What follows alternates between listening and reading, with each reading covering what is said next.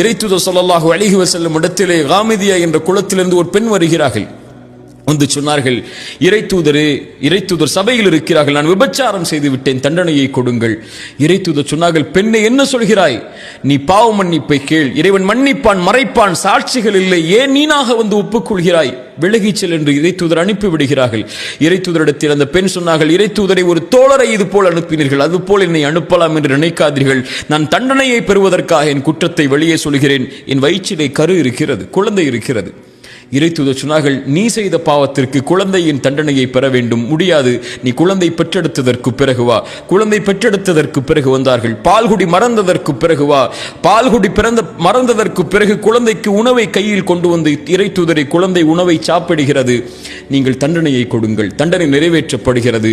கல்லால் எறிந்து கொலை செய்ய வேண்டும், விபச்சாரம் செய்திருந்தால் திருமணத்திற்கு பிறகு அந்த தண்டனை கொடுக்கப்படும் போது அந்த பெண்ணுடைய இரத்தம் ஒரு தோழருடைய கையில் படுகிறது. அந்த தோழர் சீ என்றார்கள், ஒரு விபச்சாரியின் ரத்தம் என்றார்கள்.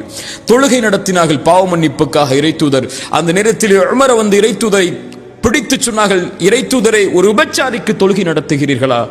மனிதர்கள் எல்லோரும் அந்த பெண்ணுடைய பாவத்தை பார்த்தார்கள். இறைத்தூதர் பார்த்தார்கள் அந்த பெண்ணுடைய பாவ மன்னிப்பை. சொன்னார்கள், இந்த பெண் செய்த பாவ மன்னிப்பை மதீனாவில் உள்ள 70 பேருக்கு பங்கு வைத்தாலும் ஈடாகாது. அவர்கள் எல்லோரும் பார்த்ததை, அந்த பெண் செய்த பாவத்தை. இறைத்தூதர் பார்த்தது அந்த பெண் இறைவனிடத்திலே செய்த பாவ மன்னிப்பை.